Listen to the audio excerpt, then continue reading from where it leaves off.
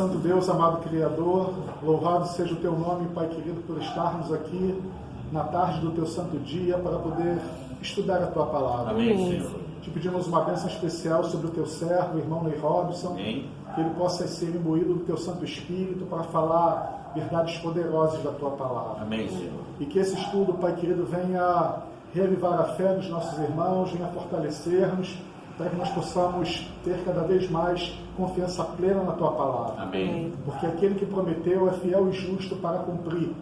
Então, em nome do nosso Senhor Jesus Cristo, nós te oramos e te agradecemos por tudo. Amém. Sim. Amém. Que bom. Querido, primeira lição de Daniel, onde ali nós podemos entender que foi o próprio Daniel que escreveu o seu livro, né? Ele fazia parte da linhagem real de Ezequias, o rei Ezequias, como estava profetizado em Ezequiel, e nós vamos ver isso hoje, tá? Em Ezequiel e também no livro de próprio Isaías. Vimos também que nós estamos vivendo no tempo do fim. Aí eu quero fazer uma pergunta para vocês. Você não pode, Marcelo. Quando efetivamente começou para a raça humana o tempo do fim? Preste atenção. O nosso Deus é difícil para a nossa mente finita poder entender isso. Mas o nosso Deus é um ser atemporal. Para ele não existe tempo. Entende? O que é futuro para a gente, para ele já é passado. Entendeu? Então, por isso que ele adverte-nos do que vai acontecer. Seja no mundo, seja no país, seja num bairro, seja até na tua própria vida. Como Ellen White foi levantada muitas vezes para mandar cartas para certos irmãos que estavam passando por certos problemas ou estavam vivendo em certos pecados. Eram avisos que Deus mandava para pessoas no seu cotidiano. Por exemplo, pastor que estava cometendo adultério, ela mandava carta.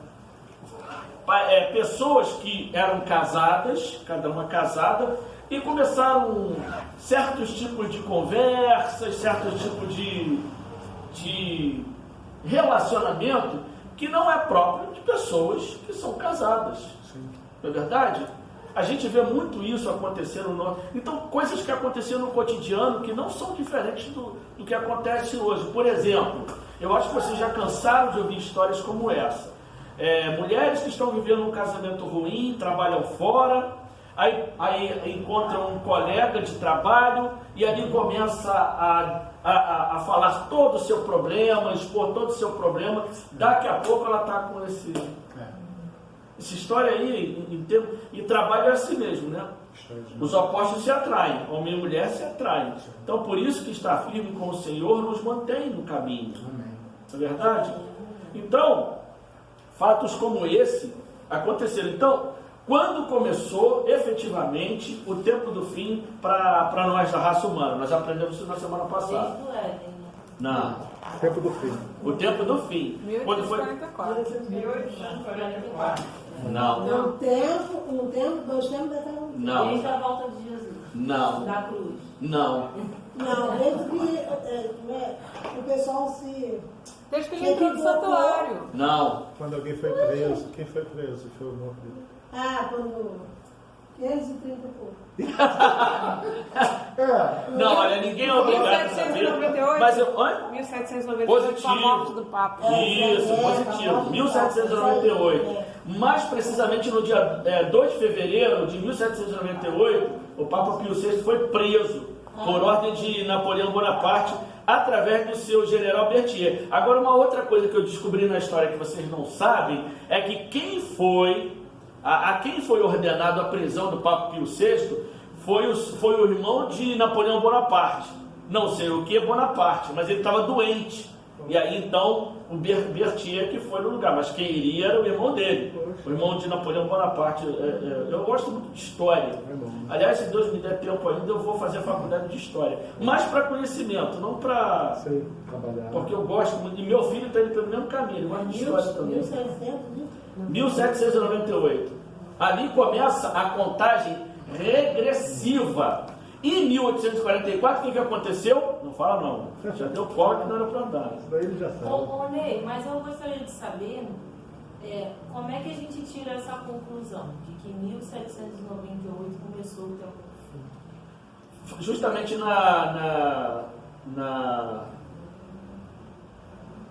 na profecia das 2.300 tardes e manhãs, aonde o período de supremacia papal duraria 1.260 anos. E foi justamente no final da supremacia papal, onde papas colocavam o rei, tiravam o rei do poder, mandava matar, mandava entrar nas casas, enfim, fazer cometer vários atos violentos. Quando o Papa Pio VI foi preso, ali começava então o tempo do fim. Por quê?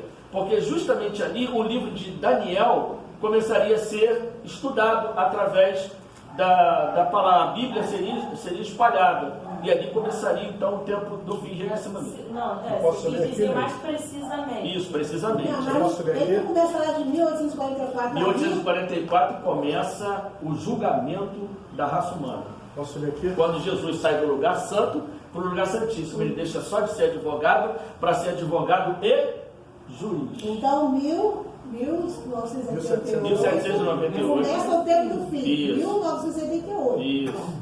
Queria a verdade para pode ler. A mulher, porém, fugiu para o deserto, onde Deus lhe havia preparado lugar, para que nela sustentassem durante 1.260 dias. E foram dadas à mulher 2 asas de grande águias, para que fugisse ao deserto, né, ao seu lugar, onde a sustentassem durante um tempo, 2 tempos, e metade de um tempo fora a vista da serpente. Né? Isso aí está em Apocalipse. Isso. E lá em Daniel também aparece a mesma coisa. Mas nós vamos estudar isso ao longo do tempo. Amém. Ok? Aprendemos também na semana passada que um ano, profeticamente, um dia, já tem a resposta. Um dia, profeticamente, funciona como o quê? Um ano. Isso. Aprendemos também que quando não há profecia, o povo se corrompe. Isso aí. Porque é interessante isso. É por isso que o inimigo não quer que nós estudemos o livro de Daniel, o livro de Apocalipse, porque são esses conhecimentos que fazem a nossa fé ficar robusta e a gente começa a ter respeito pela vida dia após dia, pela nossa salvação. Entendem? A gente passa a ter a certeza de que Deus está no comando de tudo, Deus sabe de tudo, e Deus está conosco, aonde nós estivermos. É por isso que ser cristão, você precisa ser cristão em todos os lugares. Ser cristão até quando você está sozinho. Não é ser cristão aos sábados na igreja, quartas e domingos. Não é ser cristão quando você está numa pequena célula, não. Ser cristão é ser cristão em qualquer lugar. Seja na igreja, ou seja no trabalho, e seja no meio de pessoas que não têm, de repente, nenhuma religião.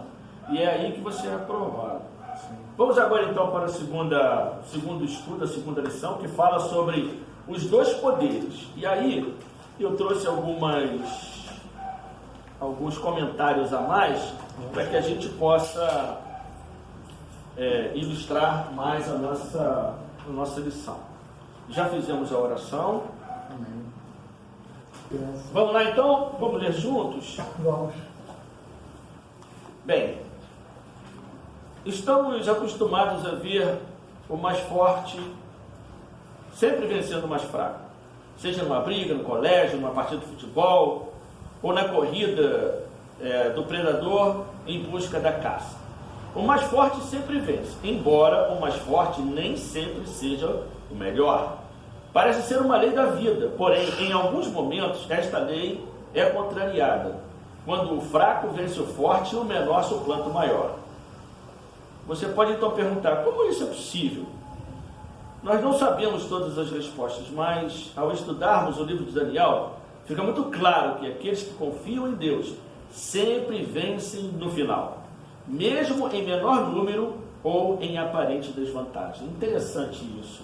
O povo de Deus sempre foi pequeno e ao longo da história sempre foi assim e não será diferente quando Jesus voltar.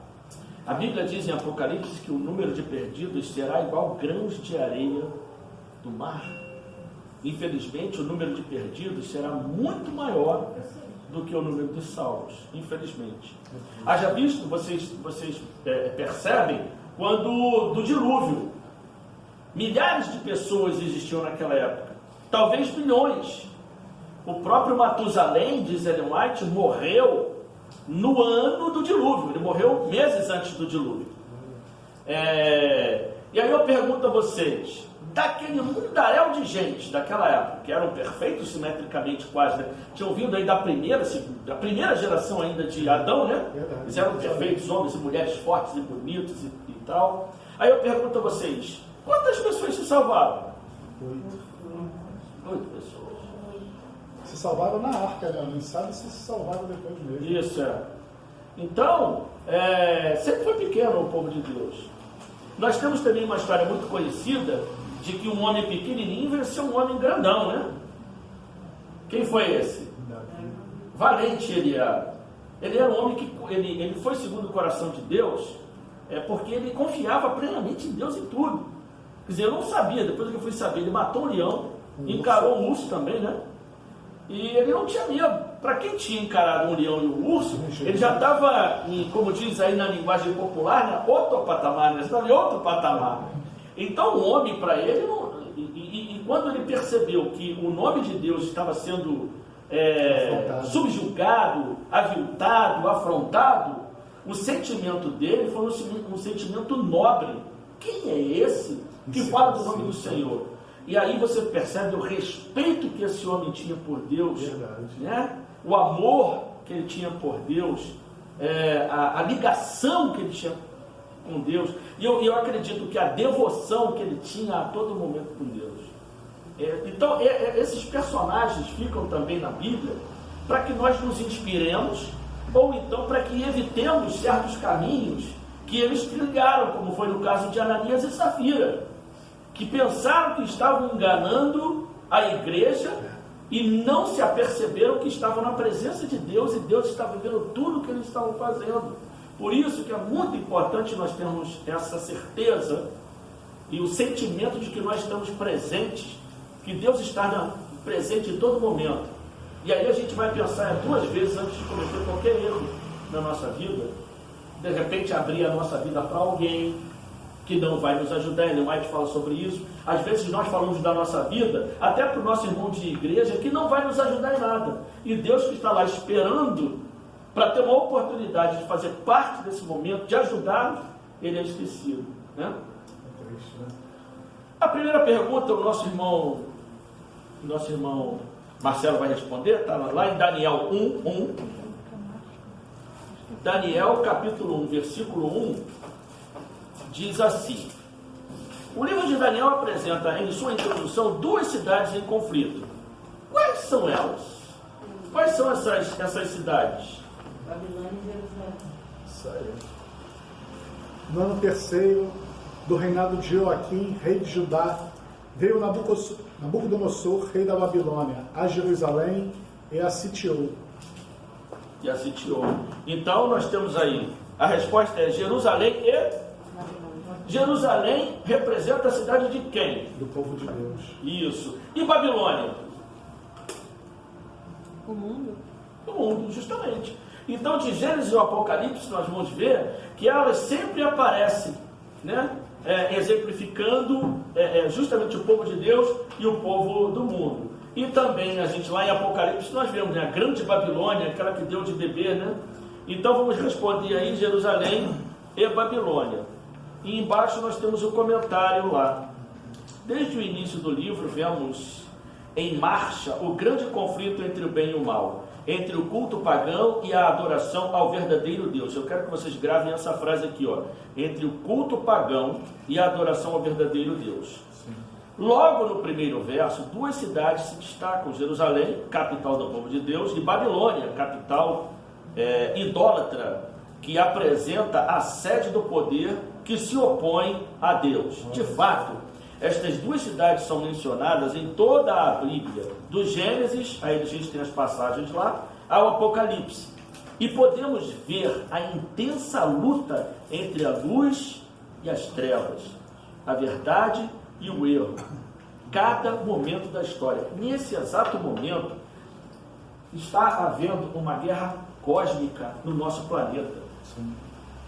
Vocês perceberam, se a gente parar, por isso que a história é muito importante, vocês perceberam como foi, de uma certa forma, que o ser humano, por exemplo, a expectativa de vida na época do meu avô era em torno de 50 anos.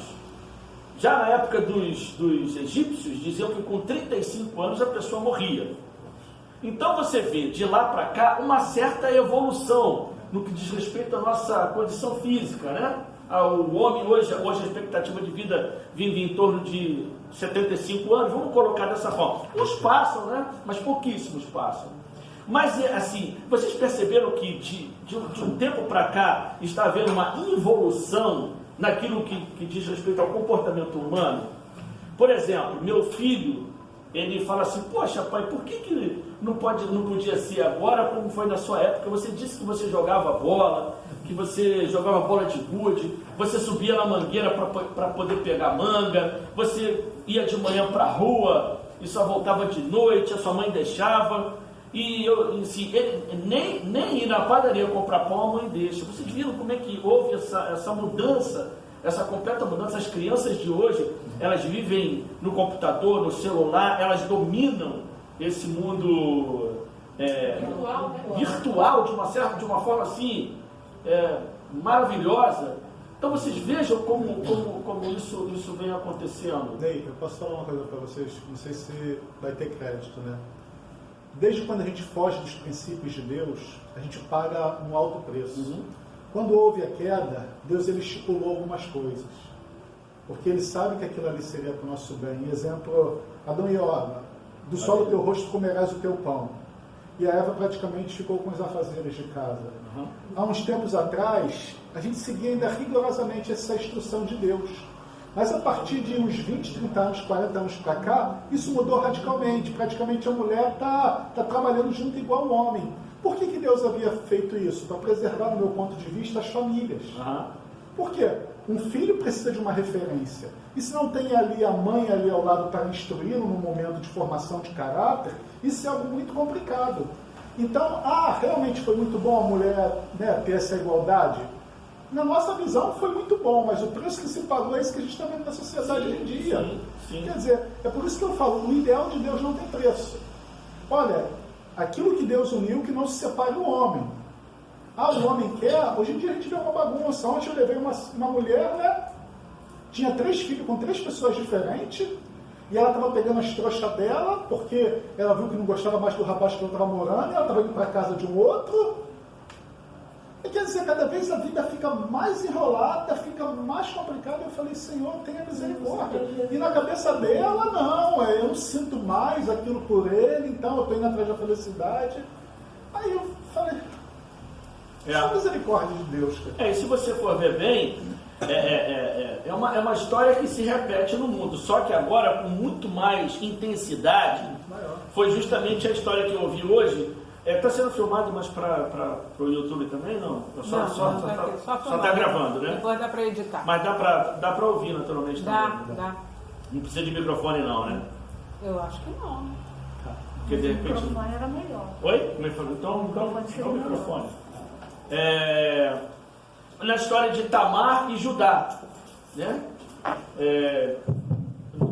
O que aconteceu? No final, o próprio Judá acabou tendo relação com aquela que seria a sua nora, não é isso? Para poder dar continuidade à sua descendência. E ele naturalmente foi enganado por isso, mas na verdade ele que estava enganando ela aquele tempo todo, né? É uma história muito legal, muito interessante, e a gente de uma certa forma vê isso no cotidiano, agora de forma distorcida, né? Por que eu estou falando isso, irmão? Nós estamos vivendo uma guerra extremamente forte, que atinge cada um de nós. A maior parte das pessoas no mundo não sabem o que está acontecendo e não sabem o que está por vir. E por isso nós fomos levantados para levar esse conhecimento. independente se eles querem ouvir ou não, nós precisamos fazer a nossa parte. Entender, aprender, colocar em prática e deixar com que o Espírito Santo nos leve para poder ensinar também. Oi. Meu filho me questiona sobre a mesma coisa. E eu também não deixo ele ficar na rua. E, para falar a verdade, tenho até assim, meio receio, né? Porque até mesmo na escola ele aprende coisas. Nós estamos cercados de coisas ruins. Então é complicado. E também ele fica perguntando, porque na minha época que não tem muito tempo, né?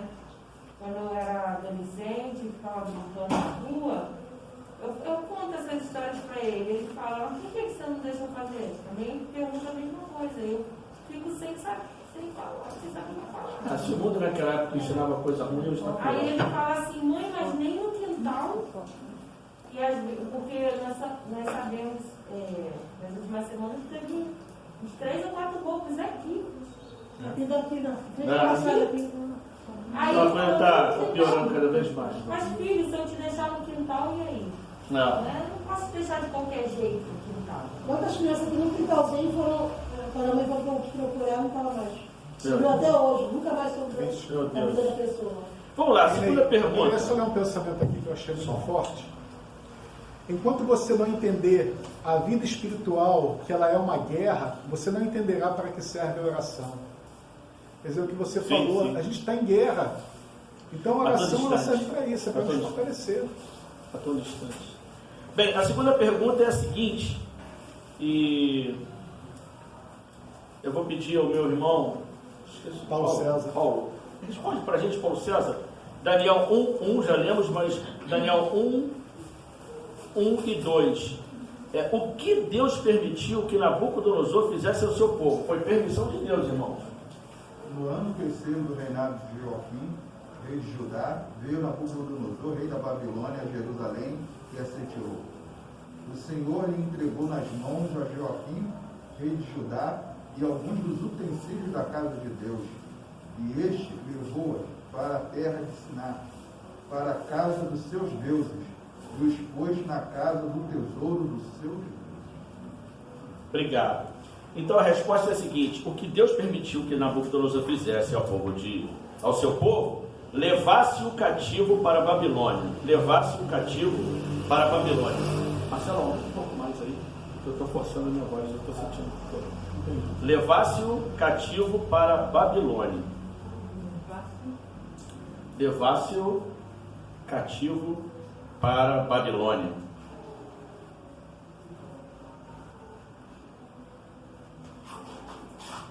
Eu contei aqui na semana passada essa história desse cativeiro, né? E agora a gente vai ver isso aqui. O cativeiro babilônico é uma prova de que o Senhor controla os acontecimentos na história e dirige seu povo. Era sua intenção, a intenção de Deus, que os judeus fossem escravizados pelos babilônicos, caldeus, para abrir os olhos para as consequências de sua rebelião, de modo a poder futuramente conduzi-los a um estilo de vida melhor. Várias advertências haviam sido dadas, denunciando seus pecados, mas nenhuma forma foi vista. Reforma foi vista. Vamos abrir lá no livro de Isaías 39, para a gente ver aí como Deus já vinha advertindo o povo, mas eles continuavam em rebeldia. Isaías 39.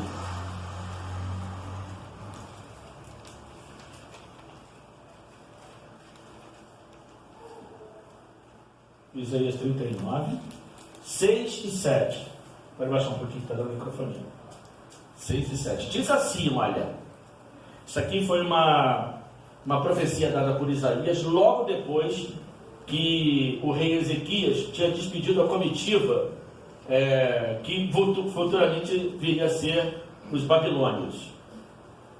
Eis que virão dias, Isaías falando para Ezequias, eis que virão dias em que tudo quanto houver em tua casa, com o que entesouraram teus pais, até ao dia de hoje, será levado para onde, irmãos?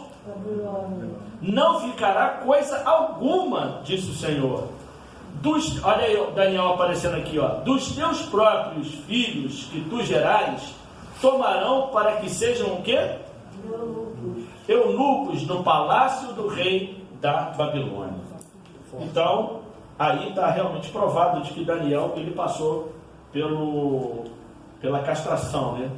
E vamos lá agora também em Jeremias 25:11. Ali diz o tempo em que o povo de Israel ficaria e como escravo. Lê para a gente aí, Marcelo. 25:11, né? Isso. Toda esta terra virá a ser um deserto e um espanto. Estas nações servirão ao rei da Babilônia 70 anos. Só 11? Isso, só 11. 70 anos. Lembra que Daniel, já velhinho, ele faz aquela... Ok. A terceira pergunta, você responde para a gente, está lá em Daniel 1, 3 e 4. A pergunta é a seguinte: qual foi o primeiro desafio imposto aos jovens cativos da Babilônia, na Babilônia? Qual foi o primeiro desafio? Eles tiveram logo 3 de cara. Vamos para o primeiro desafio. Qual foi?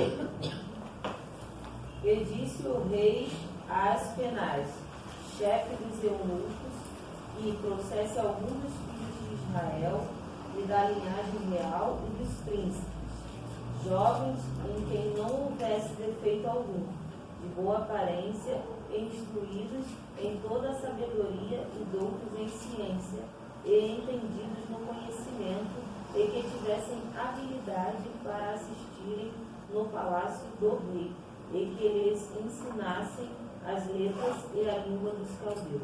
Então, qual foi o primeiro desafio que eles enfrentaram? Vocês coloquem aí, desafio cultural. Desafio cultural.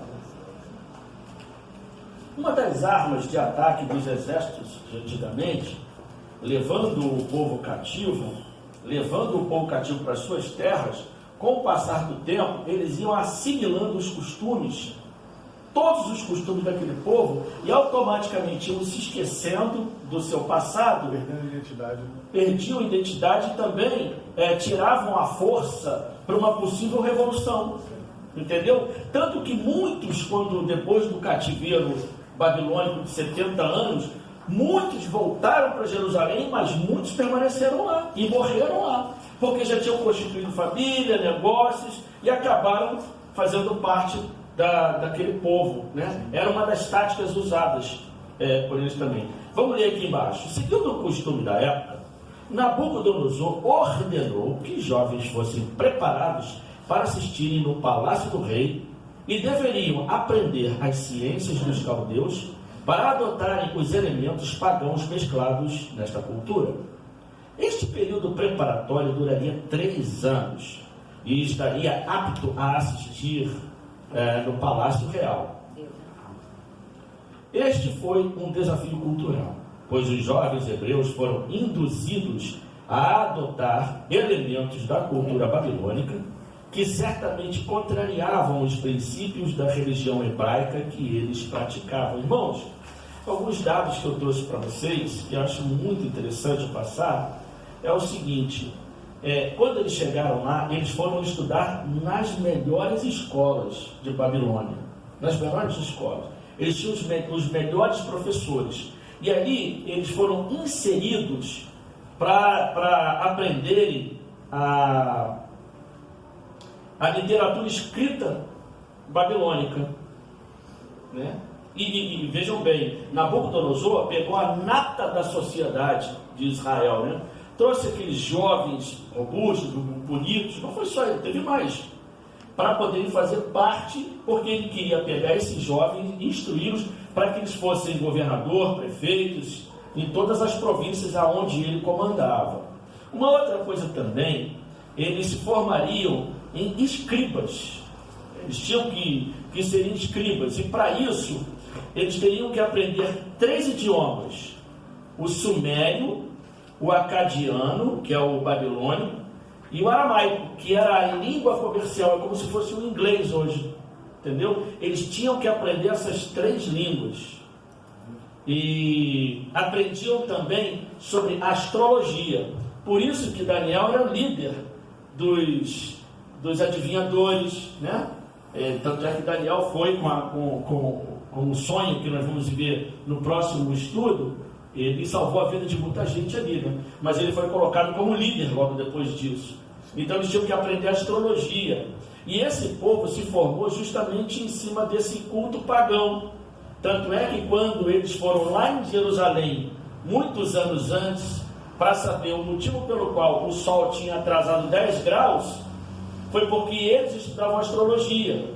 Quando o sol atrasou 10 graus, a pedido de Ezequias, porque ele tinha sido curado de uma erisipela, que Deus o curou e não deixou ele morrer, ele viveria por mais 15 anos, foi isso que chamou a atenção deles. Então disseram, e dizem, né, alguns estudos, que esses estudos que eles fizeram, até de eclipses, batem certinho com o estudo que eles fizeram. Então eu trouxe isso aí para vocês. Eles tinham que aprender todas essas línguas, eles tinham que ser realmente muito bons. O engraçado é que o inimigo adotou uma tática totalmente contrária do que era no Egito, né?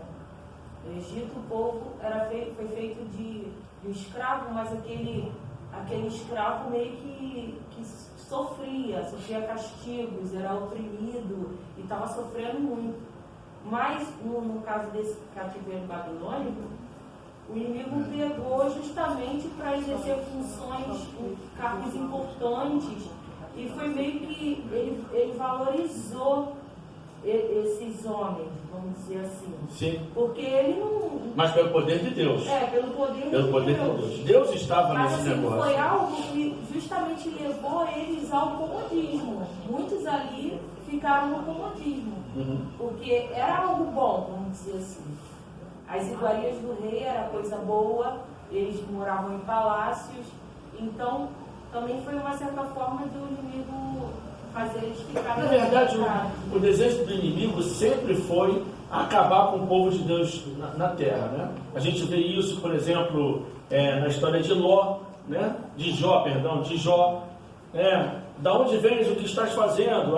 Eu estou passeando pela terra. Tem visto meu servo Jó, homem íntegro, fiel e temente a Deus?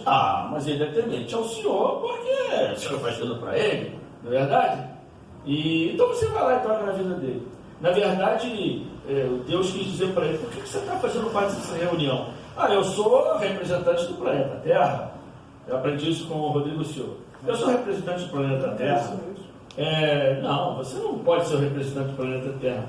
Para você ser representante, você tem que ter a totalidade, não a maioria. Você tem a maioria, mas não a totalidade. Vê o meu servo Jó? Ele não te serve. E aí começa toda aquela... O que nos faz pensar que nós estamos vivendo na Babilônia hoje em dia, porque tem tudo, o comodismo, tudo, para a gente se acomodar mesmo. Justamente. Tudo de bom, e justamente isso desafia a nossa fé e a nossa comunhão com Deus. Sim, sem dúvida, muito bem colocado. O pai não. Desculpe interromper, mas o escritor diz que o Daniel, para dominar a língua do Babilônia, levou 2 anos, né? Na faculdade. E tu vê que a escolha de Daniel não foi por acaso, porque foram muitos jovens. Daniel não era para ser sobressair, porque ali tinha pessoas muito mais inteligentes humanamente do que Daniel. Mas Daniel havia escolhido Deus lá na hora do alimento. Eu vou manter a fidelidade. Quando você contempla Deus, Deus também te contempla. Aí Deus contemplou Daniel e falou: agora eu dou a ele o dobro da sabedoria, 10 vezes mais. Não 2, nem 3, nem 4. Eu dou 10 vezes mais sabedoria do que os outros. E ele sabia que Daniel é representante dele, porque precisava de um representante dentro de Babilônia. Quer dizer, isso é um estudo muito mais aprofundado, como você falou. Então parece coincidência, parece que tudo girou conspirando a favor de Daniel. Não, Daniel escolheu Deus primeiro, aí Deus olhou para ele e falou o seguinte: como você me escolheu, eu também te escolho. Você vai ser meu representante.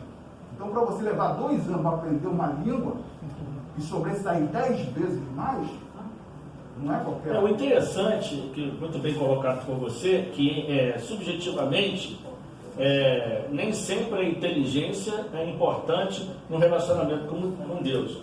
Você pode ver que Ellen White também fala que para Jesus Cristo seria muito mais fácil que eles tivessem os sacerdotes ao lado dele, que eram homens doutos, conhecedores e dominadores da palavra, e o trabalho de Jesus Cristo seria muito mais fácil. Mas ele foi buscar onde? Em homens indoutos, né? Pescadores, que no final da vida se tornaram homens completamente capazes. Ou seja, os incapazes, Deus capacita, e aqueles que se acham capacitados, Deus simplesmente os esquece. E foi o caso de Daniel. Pois não, irmão? Você falou aí sobre Daniel ter aprendido astrologia. O pastor Ledivan, ele foi da Igreja Central, aquele que ficou muito tempo no lugar de paz. E o pastor Ledivan explicou uma coisa que eu achei interessante. Ele poderia ter sido contaminado, porque ele estudou ocultismo, ele estudou as ciências de Babilônia. E ele não se contaminou. Qual era o segredo dele? Primeiro, comunhão com Deus. Segundo, ele era temperante. A gente viu pelo exemplo dos alimentos. Então a temperança dele era algo que ele não abria mão. Então, a vitória dele tem que também ser a nossa vitória. Temos que manter uma comunhão, como o Marcelo passou aquele testemunho daquele pastor, né?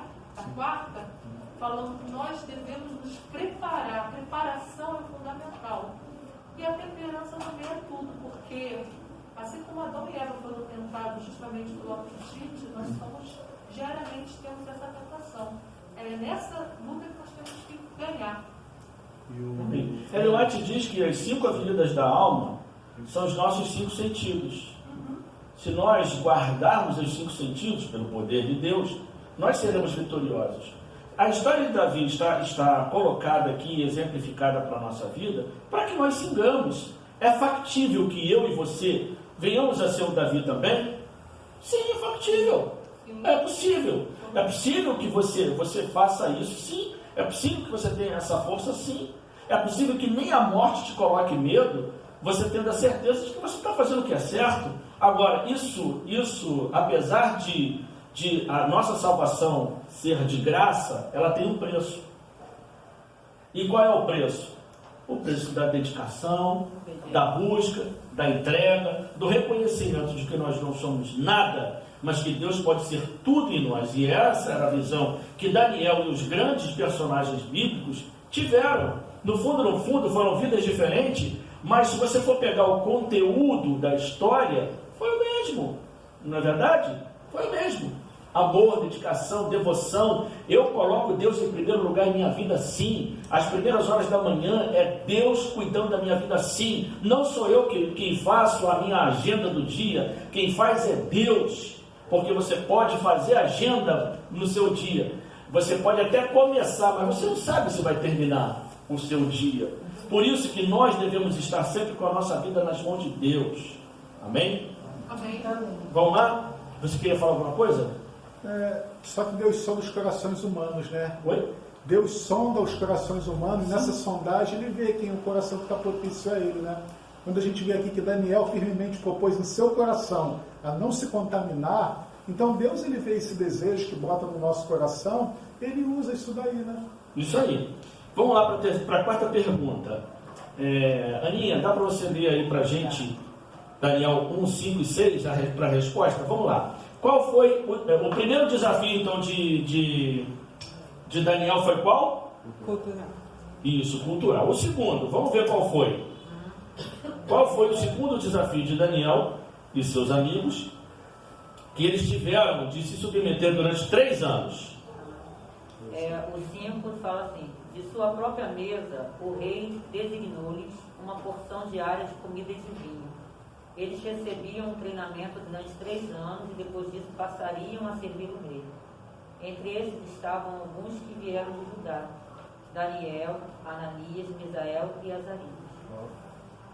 Ok. Então, qual foi o desafio do regime alimentar?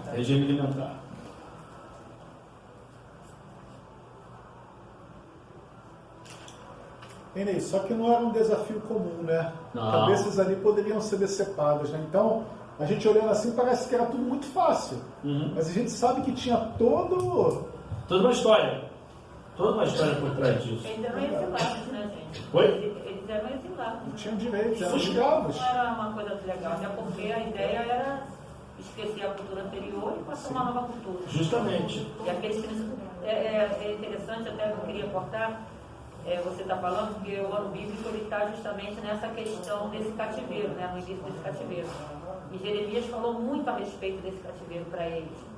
Que eles não resistissem ao cativeiro, porque aquilo era uma providência divina, né? Porque aquilo tinha que acontecer, porque Deus tinha predito isso. Entretanto, por mais que o povo babilônico viesse a escravizá-los, eles também sofreriam as consequências mediante justamente a desobediência a Deus, né? Então Deus tinha planos ali, porque depois a gente vai vendo ao longo da história que Nabucodonosor se converteu. Sim. Então Deus tinha seus propósitos, né? De permitir um cativeiro e depois ali, no meio deles, ver pessoas fiéis, que claro, né? Eu acho que Deus perdeu, Daniel. E assim, a história não diz, mas é bem verdade que com a conversão de Nabucodonosor, muitos, né? Depois. Mas a gente vai entender por quê. Pode explicar. Na verdade, é como a gente está falando, não só eles foram usados. Claro que eles se destacaram na história, mas eu acredito que tivessem outros jovens. Até porque quem estava escrevendo a história era Daniel. Tão fiel quanto Daniel, né? Agora, uma pergunta que eu quero fazer a vocês, antes de vocês lerem. A questão dessa segunda prova que eles passaram, ela está ligada somente à parte dietética? Sem ler, por que não? Que também O que tinha por trás disso? abrangia também o aspecto da adoração. Muito bem. Abrangia também o aspecto da adoração. O fato deles não comerem, a gente vai ler embaixo aqui, mas o fato deles, do rei, o rei, como a gente vê aqui, ó, vamos dar uma olhadinha na Bíblia, pega lá a Bíblia para a gente ver, olha. Lá no Daniel 1, Daniel capítulo 1,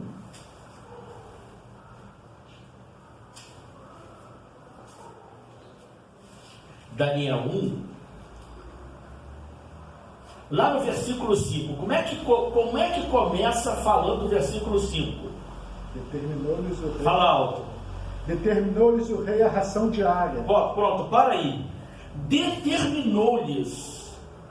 Essa palavra determinar, mandar, ela só é colocada lá em Gênesis, como quando Deus diz assim: haja luz, ele determina, ele manda. Haja luzeiros no céu. Então, Nabucodonosor aqui estava se colocando como o quê? Deus. E ele era considerado pelos seus súditos como o quê? Deus. Aí é que está a questão da adoração também. Daniel não iria aceitar que um rei, um homem como ele, falho como ele, se colocasse no lugar de rei e determinasse. Tanto que eu tenho a certeza absoluta que Sadraque, Mesaque e Abednego, que tinham outros nomes, assim como Daniel, se Daniel naquele momento fosse levado à morte, ou você aceita ou não, com certeza ele morreria. Mas não aceitaria. Então, quando ele diz que determinou-lhes, olha, eu quero que eles comam, porque se entre linhas, eu sou Deus, eu mando e tem que ser assim. Agora, por que a carne e o vinho deveria fazer parte dessa dieta de Daniel e os seus três amigos? Que era oferecido aos deuses, não? Porque era parte do culto pagão. Então, não era só a parte dietética, de não comer carne, porque de repente o Daniel poderia ter comido carne sim, de repente carne de cordeiro, entendeu? Só que naquele momento ele sabia que além de aquele alimento ser processado de uma forma diferente, ele era oferecido a deuses e de uma certa forma ele também estaria participando, ainda que indiretamente, desse culto pagão. Entenderam?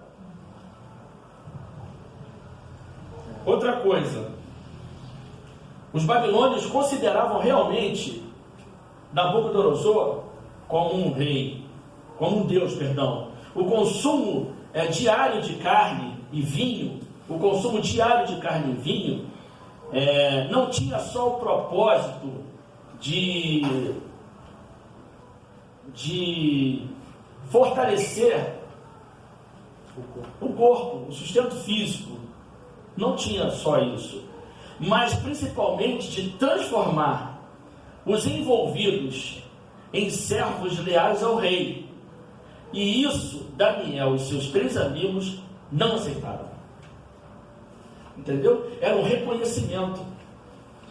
Na verdade, né, o próprio Salomão fala isso, que a bebida, né, como pode ser, afeta o seu...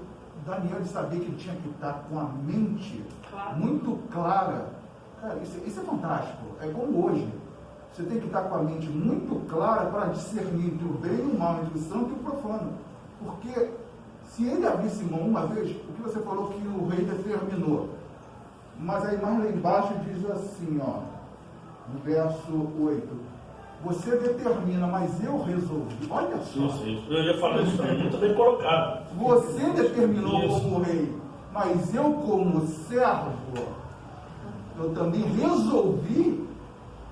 Tudo é questão de você se posicionar. Justamente. Agora, ele levava muito a sério o conhecimento que ele tinha do seu povo. Por quê? Porque ele sabia o que Deus tinha dado como alimento para os seus pais, Adão e Eva. Ele tinha consciência disso. O povo tinha consciência disso. E ele colocava isso em prática. Né? Ele colocava em prática também o que está escrito em Levítico sobre os animais limpos e os animais impuros. Às vezes a gente está num self-service da vida, cheio de fome, e vê um arroz, vê o feijão, aí fica na dúvida, fica pegando a concha, será que isso aqui tem alguma coisa de carne de porco? De repente, até às vezes vê alguma coisa boiando, não deve ser carne de porco não, deve ser carne seca, que taca para dentro quando de repente foi feito. Aí me faz lembrar aquele que trocou a sua primogenitura por um prato de comida. Porque ele estava com fome. Entendeu? No fundo, não foi o prato de comida em si que fez ele perder a primogenitura, mas foi porque ele não era merecedor. Ele não tinha nenhuma devoção para com Deus. Pois não, irmão? A gente percebe a presença de Deus com esses jovens, porque em nenhum lugar do mundo nenhum escravo teria nem voz para dizer o que queria, né? E ainda ir contra uma ordem do rei e ser atendido. Então Deus já estava com eles naquele momento, já vendo a fidelidade deles, né? E Deus já se fazendo presente, porque em outra situação qualquer eles seriam mortos. Pronto, dispensa esse, pega outros. Muito fácil. Né? Uma coisa interessante que você falou, sabe por quê? Daniel, apesar de todo o seu arcabouço de conhecimento, de toda a devoção que ele tinha para com Deus e a certeza de que Deus estava com ele, ele era humilde. Ele era extremamente humilde. Até porque quando ele vai pedir ao chefe dos eunucos, ele usa o que? De humildade. Né? Isso nos ensina que nós devemos ser assim também, humildes no nosso trato com as pessoas. Porque naquele momento, aquele chefe dos eunucos era o quê? Era o chefe, era o que vinha abaixo de Nabucodonosor. A ordem dada, ordem cumprida. Só que, veja bem, Deus tocou no coração deles, e Deus estava com ele, porque Daniel também soube chegar. Daniel soube falar. E você vê lá no versículo 9, que eles começaram a ter um relacionamento, né, de amizade. Vamos lá ler o verso 9, diz assim, olha, ora, Deus concedeu a Daniel misericórdia e compreensão da parte de quem? Do eunuco, porque ele soube chegar, ele soube falar. Ney, mas primeiro vem a prova, e aí Deus sonda o coração, para aí vem o escape, né? Isso me faz lembrar também uma coisa importante. Ali, Ney, Daniel e seus amigos estavam representando um remanescente de Deus. Então Deus ele chamou eles para uma missão especial ali, para testemunhar em relação ao Deus vivo. Agora eu pergunto, e o restante do povo de Israel estava fazendo o que naquele momento? A nata que foi levado para lá, será que foi só os 4 amigos ou tinha, né? Olha, o que eu posso dizer é o seguinte, Isso aí é subjetivo, é um pensamento que eu tenho, eu não li em lugar nenhum, mas eu acredito que quando Sadraque, Mesaque e Abednego não se ajoelharam diante dele, a Bíblia diz que só eles 3, sim. Mas só tinha eles de israelitas ali? Não, foi isso que eu estou dizendo. Né? Só tinha eles de adventistas ali? Devia ter outros também, não é isso? Ok, então vamos ler aqui a nota que vem abaixo do 4, que diz assim: Nabucodonosor ordenou que todos os jovens deveriam participar dos manjares e iguarias da mesa real. Provavelmente alimentos imundos e bebidas alcoólicas faziam parte do cardápio, algo que era proibido pela lei. Além disso, as carnes ali oferecidas eram primeiramente sacrificadas aos ídolos pagãos, costume também condenado no Novo Testamento. Este foi um segundo teste para os jovens hebreus, o desafio do regime alimentar. Eles foram tentados a comer coisas que Deus não aprova, pois estes alimentos e bebidas são prejudiciais à saúde e destroem nosso corpo, que é o templo do Espírito Santo. Agora vejam bem, é uma coisa tão simplória o fato de... ele poderia conjecturar, primeiro que ele já começou sofrendo o quê? Uma agressão física, não é isso? Daniel sofreu uma agressão física. Depois vem, olha, você tem que comer essa comida aqui. Ele poderia conjecturar, né? Eu vou comer, eu já sofri isso mesmo. Ele poderia, mas ele foi o quê? Ele foi firme. E Deus conhece os corações. Ele sabe com quem ele pode contar, Marcelo. Ele sabe com quem ele pode contar. Ele sabe quem realmente quer estar do lado dele. A gente pode enganar pastor, pode enganar ancião, pode enganar até o seu cônjuge, que de repente faz parte da sua religião também. Mas Deus conhece com quem ele pode contar. José, né, no Egito, né? Justamente. Era escravo, tinha sido vendido pelos seus irmãos, terra estrangeira, e mesmo assim, né? Ney, eu queria saber hoje, na atualidade, né?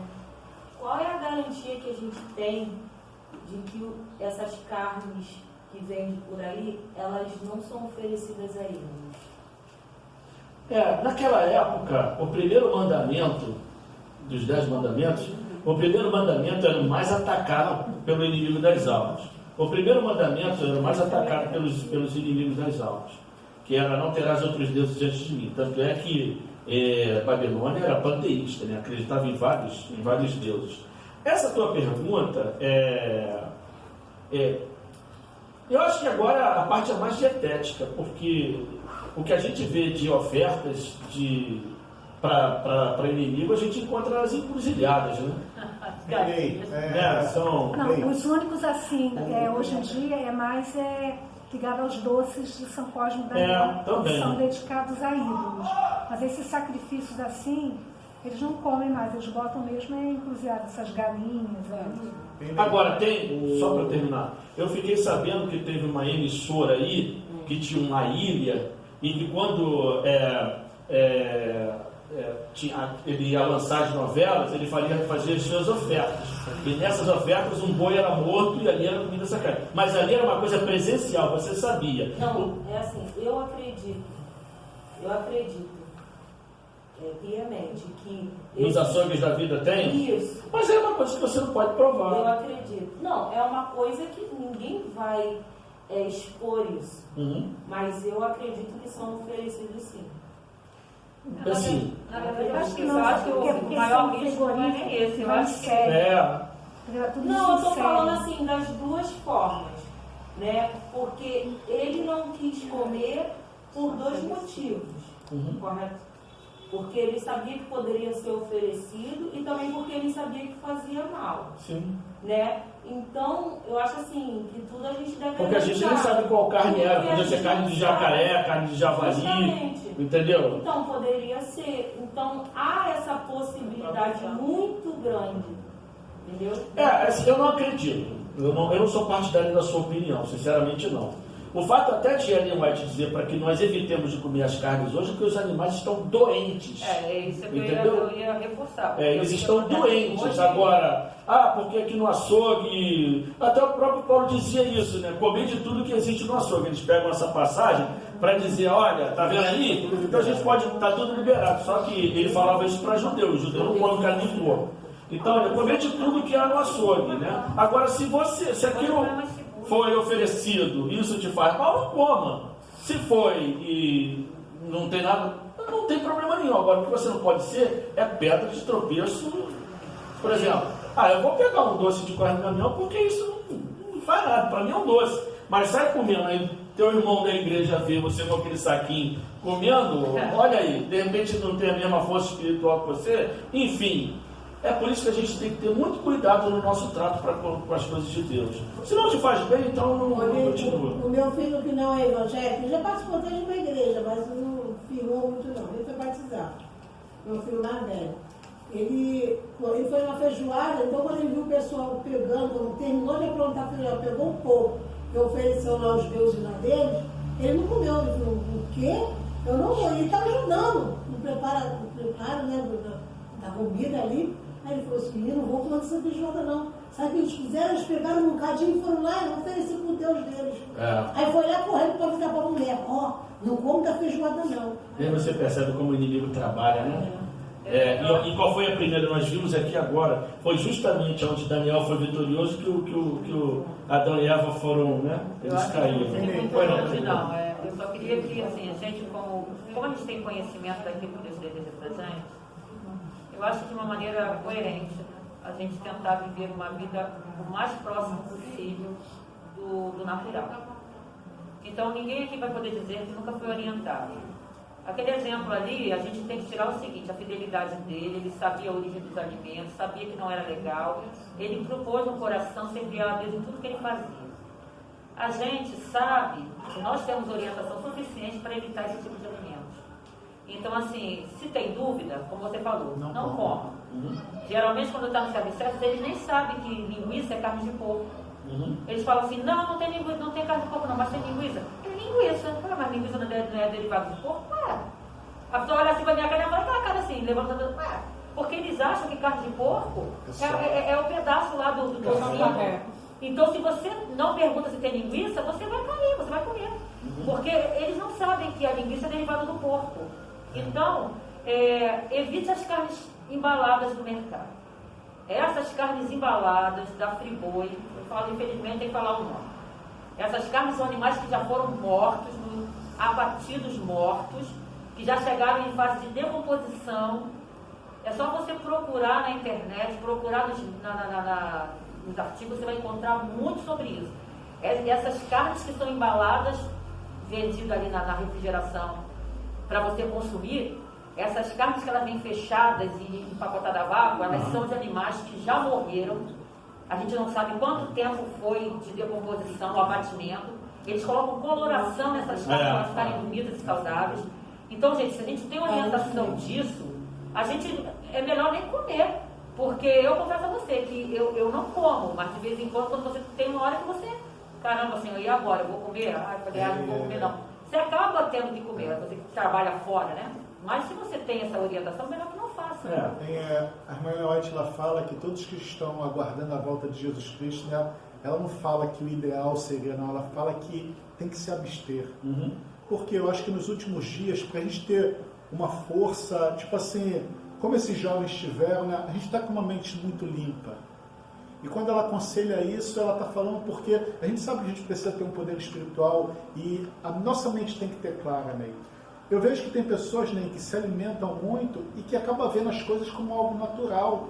Aquilo ali, de alguma forma, ela influencia na sua forma de pensar e seu de agir. Eu creio muito que nós somos o que comemos. Isso interfere na nossa vida, né? E eu queria dizer uma coisa, olha só. Como a Ana falou, que a gente tem que viver o máximo do natural que a gente puder, né?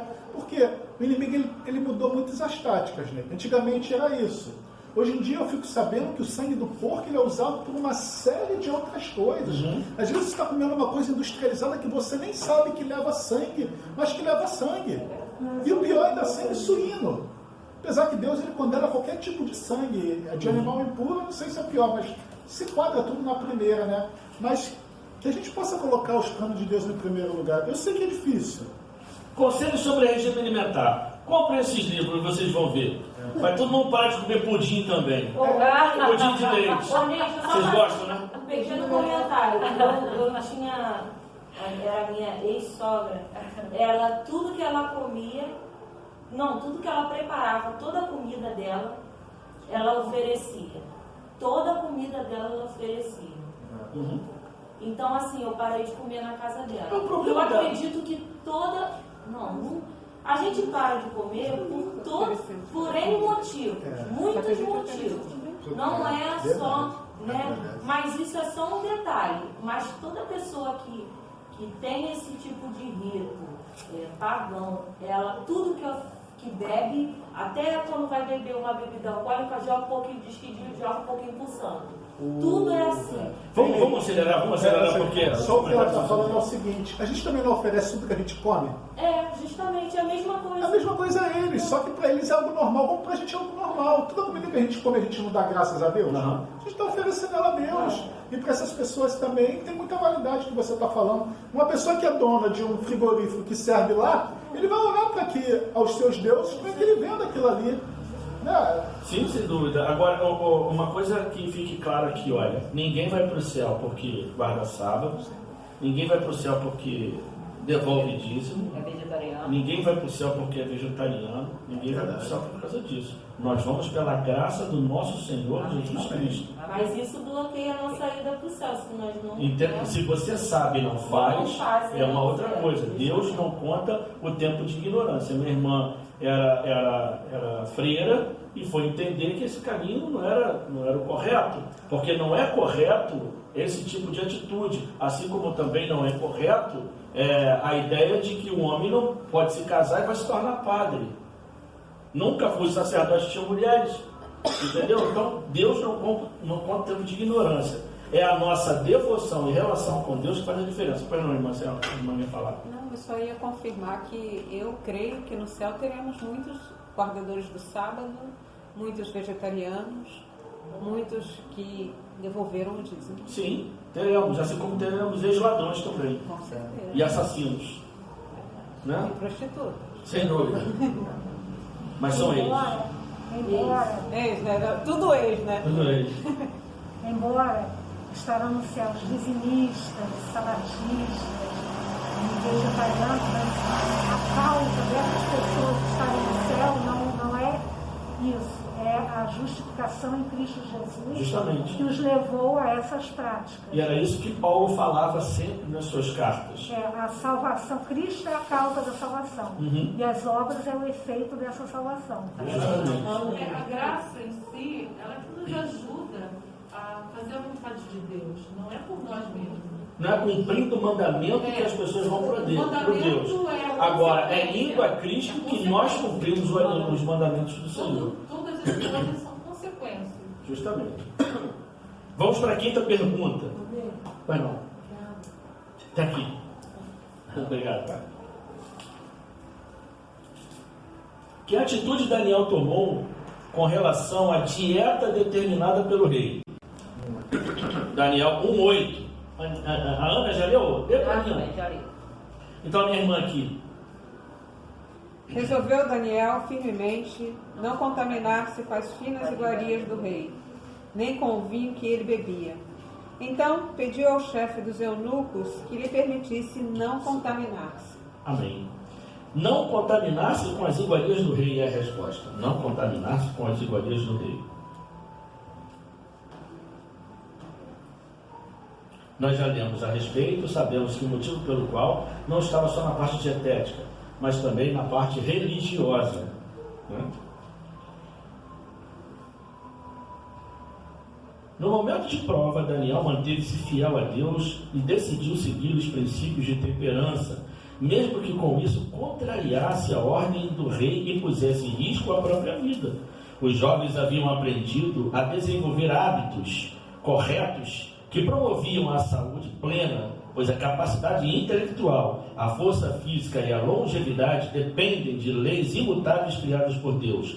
Nessa questão, o acaso não existe. É uma lei do céu, pois aquilo que o homem semear, isso também ceifará. Nós temos os 8 remédios naturais. Quais são eles? Sol. Sol, ar puro, exercício, sono, água, confiança em Deus, descanso, que é o sono, né? Temperança. Já está igual. Falta só mais um. Confiança em Deus. Não, já falou. Confiança em Deus já falou, sono. Alimentação. Dieta. Regime alimentar equilibrado. Não, ar puro, sol, repouso, confiança em Deus, água. Oh, muito obrigada. Água. E a leitura também da Bíblia, né? Confiança em Deus. Tem exercício. Olha, tem um casal lá da igreja muito conhecido, Evandro e a Paula. Eles foram para um spa durante uma semana. Quando eu vi o Evandro de novo, rapaz, ele desinchou, ele não emagreceu, ele desinchou quando ele começou a fazer o processo de desintoxicação. Incrível. Ele foi para Timóteos? Eu não sei, o Lucas é que ajudou nesse processo aí para eles poderem ir. Ele não era a Clínica São Roque, não. Era uma outra que tem em Minas Gerais. Minas Gerais. E olha, a Paula e eles estavam completamente diferentes, muito bem. E eles continuam. Inclusive, o Evandro parece até que deixou de tomar alguns remédios que ele vinha tomando, até de pressão. Entendeu? Para vocês verem como é interessante nós também olharmos o regime alimentar na questão da saúde, né? Da saúde do nosso corpo, da nossa mente. Deus sabe de todas as coisas, foi o que nos fez, não é isso? Sexta pergunta. Ele fala, engraçado, a Bíblia fala que até os filhos das trevas são mais prudentes do que nós, né? Sim. Tem um amigo meu que ele via realmente assim, com a aparência muito cansado, muito inchado, até o dia que ele resolveu amarrar o cadarço, né? E ele percebeu que ele não conseguia chegar até o cadarço com a barriga. E naquele mesmo dia ele subiu uma escada e se sentiu muito cansado. Ele falou, não, a partir de hoje eu vou mudar a minha vida. Aí foi no cardiologista e falou, cara, você vai ter que tomar remédio o resto da vida. Aí ele negociou com o cardiologista, falou que ia radicalmente mudar a vida dele. Ele falou, Ana, eu só tirei carne e tirei pó. Ele é uma outra pessoa. Ele vai para casa a pé e não pega mais a condução. Ele falou que não pega mais elevador, que ele faz aquele exercício. Olha, ele em menos de 3 meses, ele é uma outra pessoa, de pele, de aspecto, aparência. Eu falei, meu Deus. Quer dizer, você que tem toda essa bagagem, porque a gente tem conhecimento. Aí eu olhei assim e falei, meu Deus, que é isso, né? Uma pessoa que não tem conhecimento nenhum de ti, resolveu, se propôs a ter qualidade de vida, está aí mostrando para mim, que o pouco que ele fez é uma outra pessoa. Sim. Meu tio ficou 100 dias internado no hospital, alguns sabem disso, por causa da Covid. Depois teve uma bactéria hospitalar, depois ele teve que tirar a vesícula, enfim. Ele não morreu porque Deus realmente não permitiu. Mas esses 100 dias em que ele ficou inativo, ele desaprendeu a andar, não fecha mais as mãos, teve que reaprender a deglutir, né? Ele teve que reaprender a deglutir, ele fez a traqueostomia, entendeu? E hoje ele está usando fralda, voltou a ser criança. E agora que ele está conseguindo fechar as mãos, a andar ele não consegue ainda e já vai para 1 mês que ele saiu do hospital. Então vocês vejam bem, Deus nos fez para o quê? Nos movimentar, nos exercitar, estar sempre em movimento, né? Nós não fomos criados para ser parados, preguiçosos. Vamos ler aqui embaixo então. No momento de prova, Daniel manteve-se fiel a Deus e decidiu seguir os princípios de temperança, mesmo que com isso contrariasse a ordem do rei e pusesse em risco a própria vida. Os jovens haviam aprendido a desenvolver hábitos corretos que promoviam, acho que eu já li isso, né? Já li, desculpa, edita. Que experimento Daniel propôs ao cozinheiro-chefe e qual foi o resultado? Daniel 1:11 a 16. Essa daí eu vou ler. Daniel 1:11 a 16. Posso começar a ler? Diz assim, irmãos. Então disse Daniel ao cozinheiro-chefe, a quem o chefe dos eunucos havia encarregado de cuidar de Daniel, Ananias, Misael e Azarias. Experimenta, peço-te, aos teus servos 10 dias, e que se nos deem legumes a comer e água a beber. Então se veja diante de ti a nossa aparência e a dos jovens que comem das finas iguarias do rei, e segundo vires, age com os teus servos. Ele atendeu e os experimentou 10 dias. No fim dos 10 dias, a sua aparência era melhor, estavam eles mais robustos do que todos os jovens que comiam das finas iguarias do rei. Com isto, o cozinheiro-chefe tirou deles as finas iguarias e o vinho que deviam beber, e lhes dava legumes. Amém? Então, quer dizer, ele confiou em Deus e Deus fez o quê? Os abençoou. Está aí a questão da confiança. Se você confia em Deus, pode até parecer que aquilo que Deus está pedindo é uma coisa contrária à tua fé. Por exemplo, Abraão não poderia conjecturar, quando Deus pediu a ele o único filho, Isaque, que ele estava guardando? Não poderia? Poderia, não poderia? Ele poderia dizer, mas que voz é essa que está falando comigo? Pedindo o meu filho? Ora, não pode ser Deus, porque Deus, na sua lei, diz o quê? Não matarás. E Deus está levantando um povo, ele não aprova que os amorreus, os filisteus, os ferezeus, os heteus e vai por aí afora, eles fazem isso. Eles oferecem seus filhos como ofertas, né? Ele não vai pedir isso para mim. Não é Deus. Mas ele fez isso? Não. Ele conhecia a voz de Deus. Né? Conhecia a voz de Deus. E ele foi, e quando ele chega lá, ele diz, nós vamos ali, ele usa o plural, e nós vamos voltar. Por quê? A confiança deles é tão grande que Hebreus 11 diz, né? Que ele confiava em Deus, que até dos mortos ele podia ressuscitar o filho dele. Justamente. Que fé, hein? E a morte durou até quem, diz a Bíblia? A morte durou até quando? Essa parte eu esqueci. A morte durou até Moisés. Moisés foi ressuscitado. Não é isso? Ali a Bíblia diz, a morte durou até Moisés. Então, mas ele acreditava que ele poderia ser ressuscitado. Mas ele titubeou? Não. Agora, por que ele foi e levou o filho dele? Porque ele tinha comunhão com Deus, ele sabia que aquela voz que ele estava ouvindo era a voz de Deus, era a voz daquele que ele mantinha relacionamento. Então, por isso que o relacionamento faz toda a diferença. Porque desse relacionamento e com as sucessivas provas que nós vamos tendo e vitórias, porque a própria lição disse que ainda que sejamos fracos, ainda que sejamos menores, fracos em relação aos anjos inimigos, né?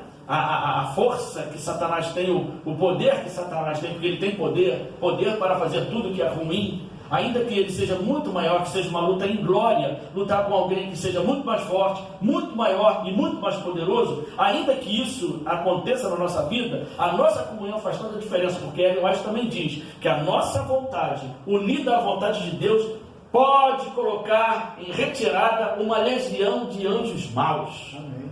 Amém? Amém. Pode colocar. Agora vai da nossa devoção. É por isso que Jesus disse, buscai em primeiro lugar o reino de Deus. E o que mais? E todas as coisas vão ser acrescentadas. Olha só, essa frase é poderosa. Assim como é poderosa também aquela frase que ele mesmo diz em João 15,5: sem mim, nada podeis fazer. Quer ser o melhor cristão? Vá a Cristo. Quer cumprir os mandamentos? Vá a Cristo. Se você sente que você não é aquela pessoa que deveria ser, como o próprio Paulo diz, o miserável homem que sou, no início da sua caminhada cristã, vá a Cristo. As pessoas hoje em dia, elas acham que quando tem um filho, quer botar eles nas melhores escolas, né? Se nós aprendêssemos a andar integralmente, né, em retidão diante de Deus, por amor a nós, os nossos filhos seriam super abençoados, né? Sim. Eu estava conversando com meu filho ontem, e aí ele falou assim, mas como é que vai ser essa coisa aqui do mundo, pai? Eu falei assim, Deus vai fazer tudo isso virar cinza. Está vendo esse prédio aqui que a gente mora? Tudo vai virar cinza. Televisão, tudo vai virar. E quando Deus refizer esse planeta, aí tudo que a gente vê aqui vai ser eterno. Por exemplo, a goiaba lá.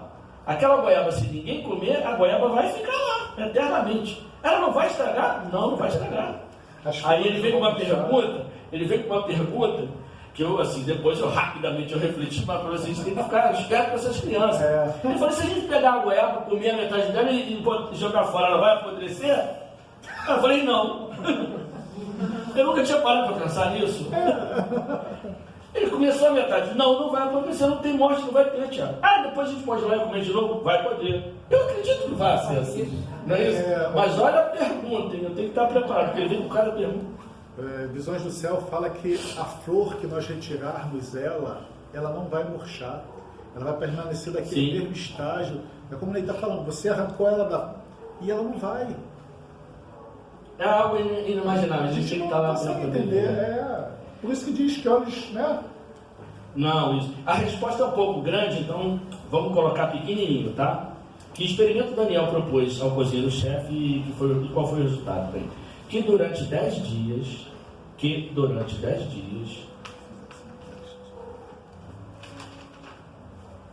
lhes fossem dados legumes a comer,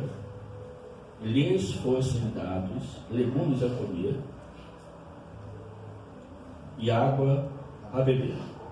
Ponto. O resultado final foi que Daniel e seus amigos estavam mais bem dotados, ou mais bem preparados de saúde. Daniel e seus amigos estavam mais bem dotados de saúde do que os outros jovens.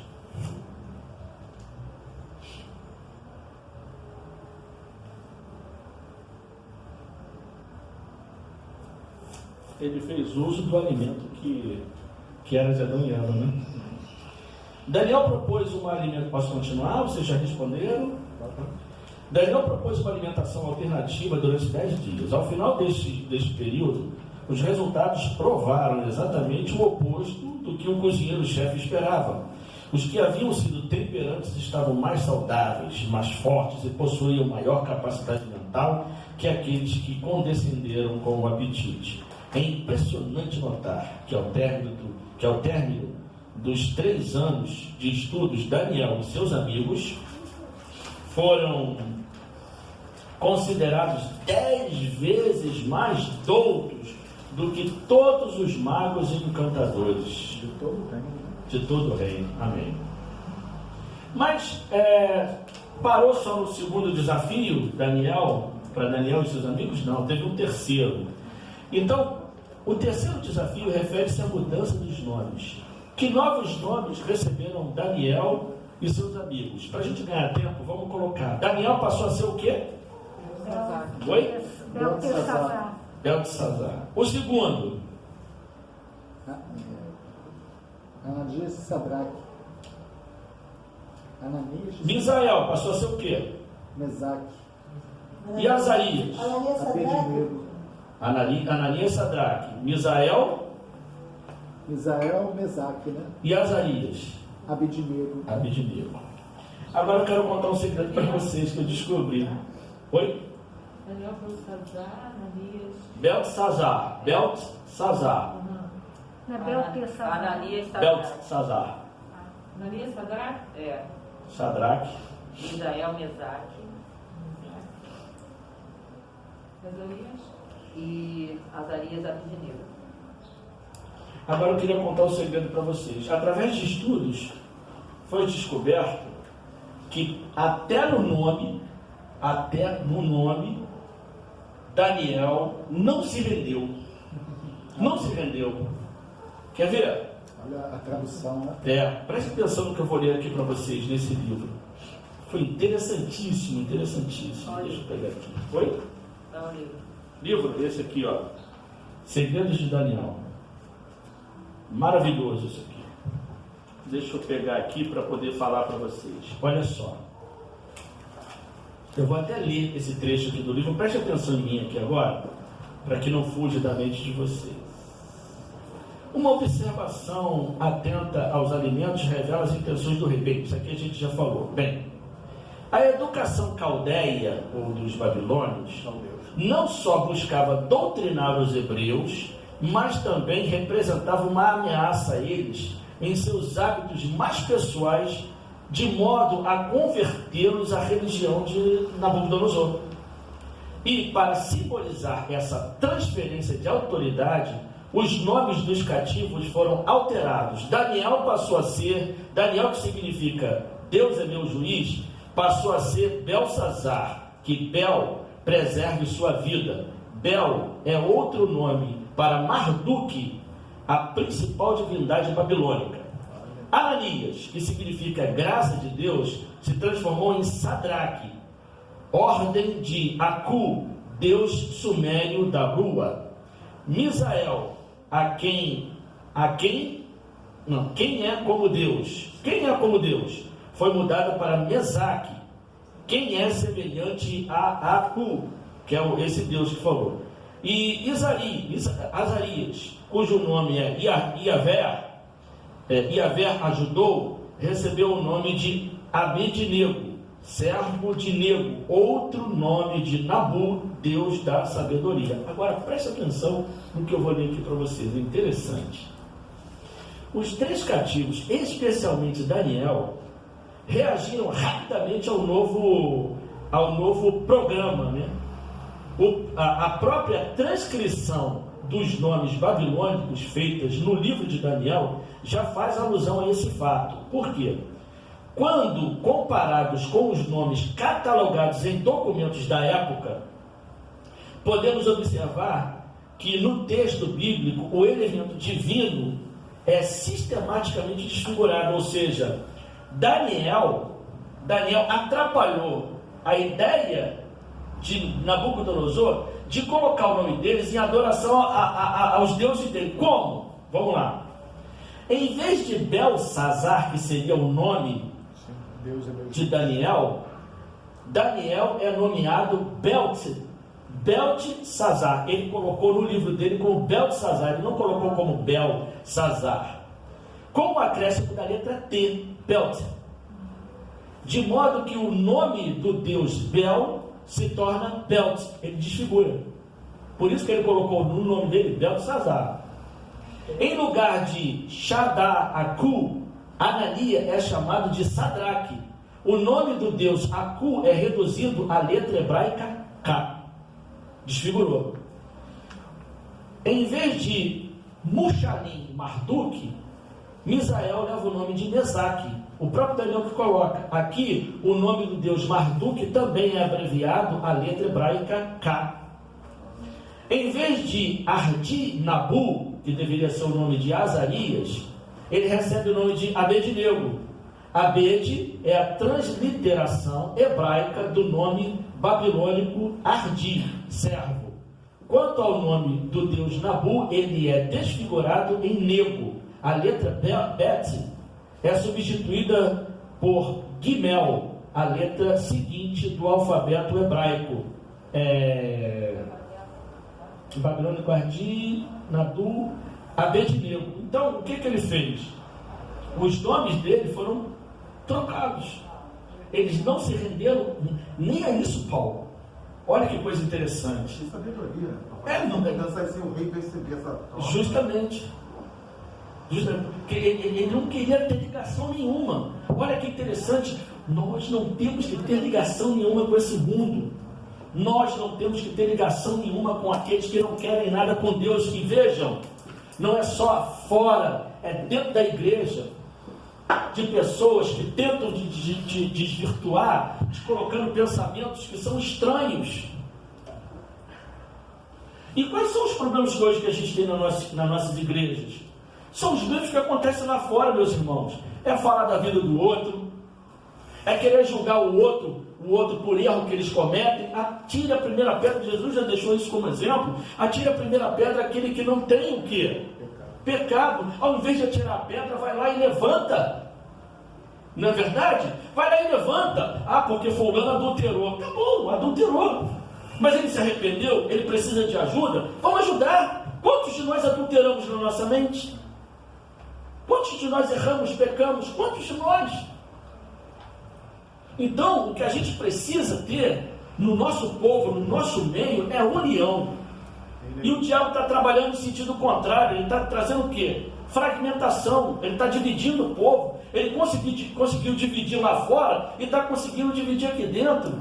É gente falando de pastor, é gente falando, não, eu não vou dizimar, não vou ofertar, não sei para onde está indo esse dinheiro. Que te compete? O dinheiro não é teu. O que você tem é 100% de Deus. E ele só te pede de volta quanto? 10%, te deixa por 90%. E o que ele diz lá na palavra dele? Esse povo me rouba. Como? Justiça nos seus ofertas. Aí Jesus fala, olha, essa daí, olha, jogou as duas moedinhas que ela tinha. Então, o que nós precisamos é ter relacionamento com Deus, acima de tudo, porque Ele vai trocando a nossa visão, a nossa forma de ver. A gente já olha o nosso irmão com amor, com desejo de salvar, de querer, de buscar. E o limite para a gente virar as costas e ir embora é dado por Deus. O que Jesus fez? Na lição de hoje, na lição dessa semana, nós vimos. Ele parou de curar, por quê? Aquelas pessoas queriam o quê? Só a cura física. E o que ele fez? Foi embora. O próprio Deus vai te dizer a hora. Às vezes você está dando estudo para uma pessoa que está ali só te cozinhando, até que chega um momento que você percebe, o próprio Deus coloca no seu coração, acabou, foi embora, parou. Ela não quer. Entende? Vai, pode falar, desculpa. Não podia perder o meu raciocínio. Não, tá certo. Esse que você falou hoje na escola sabatina, eu falei em relação aos pastores, né?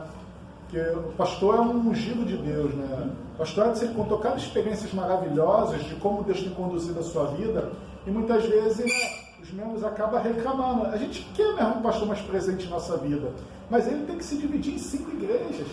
E várias vezes eu já falei aqui, Ney, que a forma como a igreja administra é a forma como Deus deseja, para que a gente não seja totalmente dependente de pastores, porque vai chegar um momento muito em breve que nós vamos ter que caminhar pelas nossas próprias forças, pelas nossas próprias pisadas, né? E se a gente estiver acostumado assim, precisamos de um pastor para tudo, o que vai ser da igreja? Se a gente sabe que o futuro das igrejas serão os pequenos grupos. Agora eu falei uma coisa também muito interessante dos pastores sendo para-raios. Só problema para ele é uma pessoa como nós. Não é todo tipo de problema, é o pastor. Ele já tem que lidar com os dele, e às vezes é só problema que vem para cima dele. Aí eu falei em relação às nossas orações. A gente pede a Deus para fortalecer ele, porque ele é uma pessoa como nós, mas a gente vê ele, parece que o pastor está imune a tudo, né? Na verdade, nós não temos que ser seguidores de pastores. Nós temos que ser seguidores de Jesus Cristo.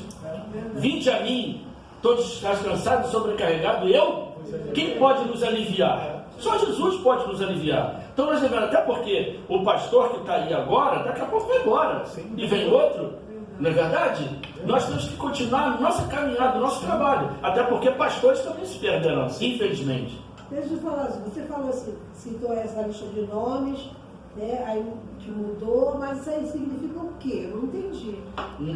Essa mudança, o que você vê, Abednego, Sadraque, Mesaque e Beltesazar, deveriam ser Belsazar, como eu li aqui, o nome que deveria estar escrito não era esse.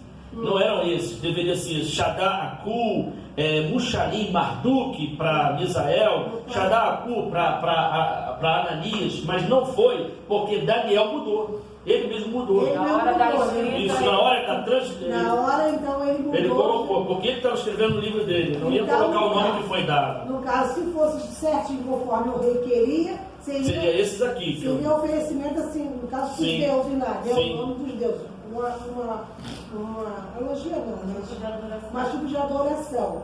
Então, quer dizer... Quem é que bota o nome do seu filho de Lúcifer? De repente tem até alguns Lúcifer. Se bem que o Lúcifer, a palavra Lúcifer quer dizer o quê?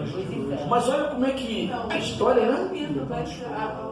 Mas ninguém vai colocar porque é um nome pejorativo, né? O que ele representa. Justamente. Então, esses nomes que estão aqui, o nome deles que foram mudados, e quando ele escreveu, não representou mais a adoração. Não representou uma adoração aos deuses. Então, mas a intenção era essa. Ele só colocou uma letra que mudou todo o sentido, entendeu? Ney, eu aprendi uma coisa sobre a minha versão que eu tenho da Bíblia. Ela se refere chama de Lúcifer a Satanás, mas quando ele ainda está falando de Deus. Sim. Depois que ele peca, aí ele se torna Satanás. Né? Diabo. Bem, a mudança de seus nomes significa que estes jovens hebreus estavam sendo adotados na corte babilônica e intencionava-se que eles abandonassem sua religião hebraica e aceitassem o politeísmo de Babilônia. Seus novos nomes representavam divindades caldeias. Isso representava um terceiro teste, desafio religioso. Perceba as diferenças. Bem, aqui, nesse Beltesazar, como diz aqui na história, ele foi modificado. Já não representava mais. Tá? Nós vamos até passar por cima, porque foram achados que comprovam isso. Vamos para a oitava pergunta. O que Deus deu aos jovens representando a vitória no conflito entre o bem e o mal? A minha irmã lá atrás pode ler, irmã? Daniel 1, 17, 19 e 20. 17, 19 e 20. 1, 17, 19 e 20. 17, 19 e 20. Não, 1 é o capítulo, 17. Positivo. Ora, a estes 4 jovens Deus deu conhecimento e a inteligência em toda cultura e sabedoria. Mas a Daniel deu inteligência de todas as visões e sonhos. Agora 19. Então o rei falou com eles e entre todos não foram achados outros como Daniel, Ananias, Misael e Azarias. Por isso passaram a assistir diante do rei. Agora 20, né? Uhum. Em toda a matéria de sabedoria e de inteligência sobre que o rei lhes fez perguntas, os achou 10 vezes mais doutos do que todos os magos e encantadores que haviam em todo o seu reino. 10 vezes mais. Para não dizer muito mais, né? Porque os israelitas são até o 10º, né?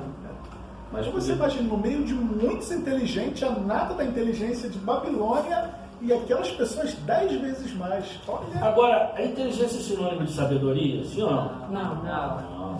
Ele era o quê? Sábio, né? A resposta é conhecimento e sabedoria acima de todos os outros em Babilônia. Conhecimento e sabedoria acima de todos os outros em Babilônia. Conhecimento e sabedoria acima de todos os outros em Babilônia.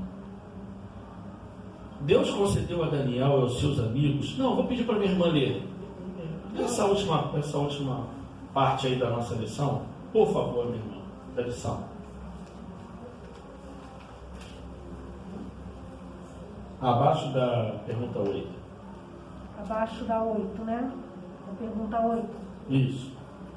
Deus concedeu a Daniel e aos seus amigos conhecimento e sabedoria acima de todos os outros, permitindo-lhes que assistissem diretamente diante do rei. O texto ainda mostra que a Daniel foi dada. Peraí que a máscara está apagando. Que a máscara foi dada. Já vai direto. O texto ainda mostra que a Daniel foi dada a inteligência de todas as visões e sonhos. Daniel 1,17. Isso demonstra que ele já estava sendo preparado para o exercício do ministério profético e que seria um veículo das surpreendentes revelações divinas à posteridade. Logo no primeiro capítulo de Daniel, aprendemos que Deus nunca desampara seu povo, mas concede sabedoria, coragem, livramento diante das circunstâncias adversas. No conflito entre o bem e o mal, Deus e seu povo sempre têm a vitória final. Amém. Louvado seja Deus. Agora vejam bem, irmãos. Que coisa linda. 605 anos antes de Cristo. 605 anos antes de Cristo. E Daniel, mesmo morto, fala até hoje. Através da sua história, através da sua dedicação a Deus. A gente olha assim, acha que parece difícil, né, Paulo? A gente chegar a ser um jovem assim. É bem verdade que ele foi criado assim. Desde a sua tenra idade, os seus pais demonstram que ele teve uma excelente educação. Não é verdade? Agora, pode até parecer difícil, porque a nossa educação, o nosso conhecimento, a cultura do nosso país, do nosso povo, é extremamente diferente. Eu ando muito ali pela Tijuca, eu andava muito mais, agora nem tanto, e ali tem uma sinagoga, e ali tem uma comunidade judaica muito forte.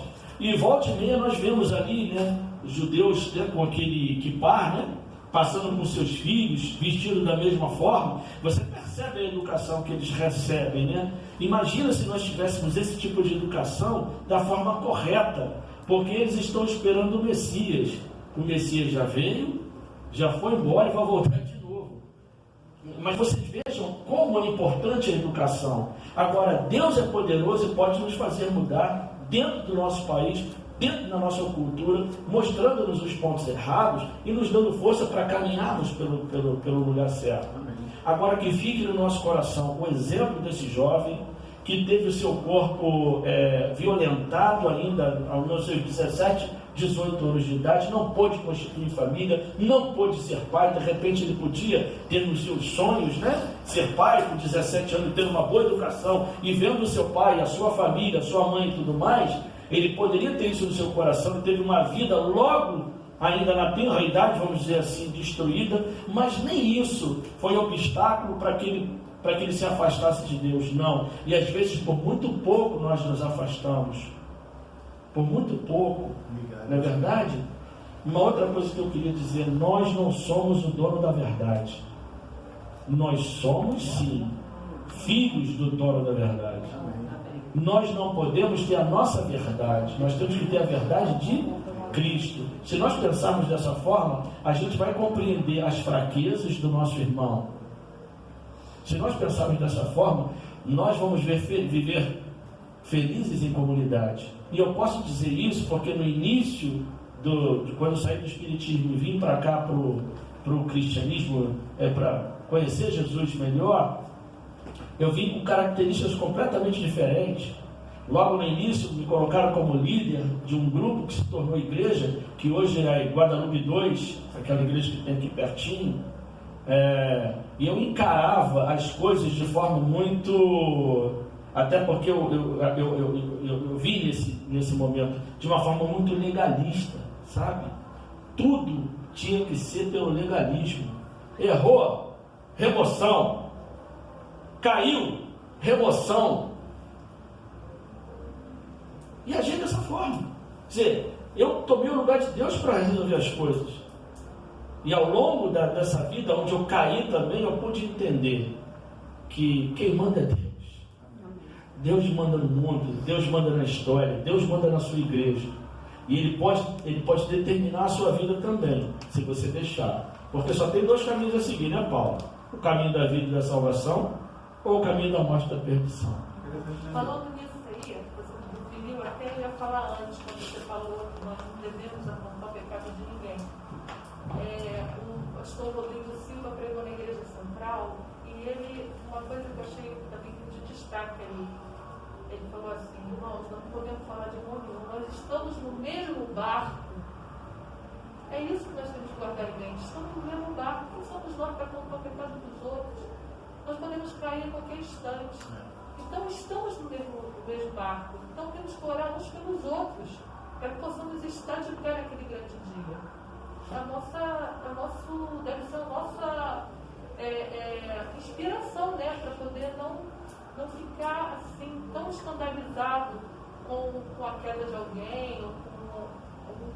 Uma outra coisa também é aprender a perdoar, né? Também. Aprender a perdoar, porque não sei que eu estou falando de fatos que acontecem mesmo, que eu vejo. Como ancião a gente vê muita coisa, e como ancião devemos guardar aquilo que vai prejudicar a igreja. A gente não deve trazer.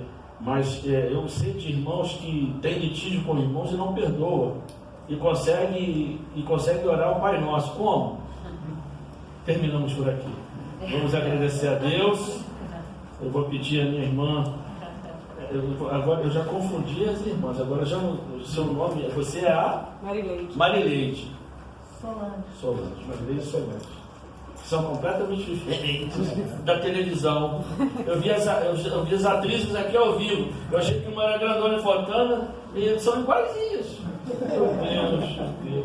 Pedi a irmã que faça a oração. Então, no final, se quiser tirar a máscara para que todo mundo possa ouvir.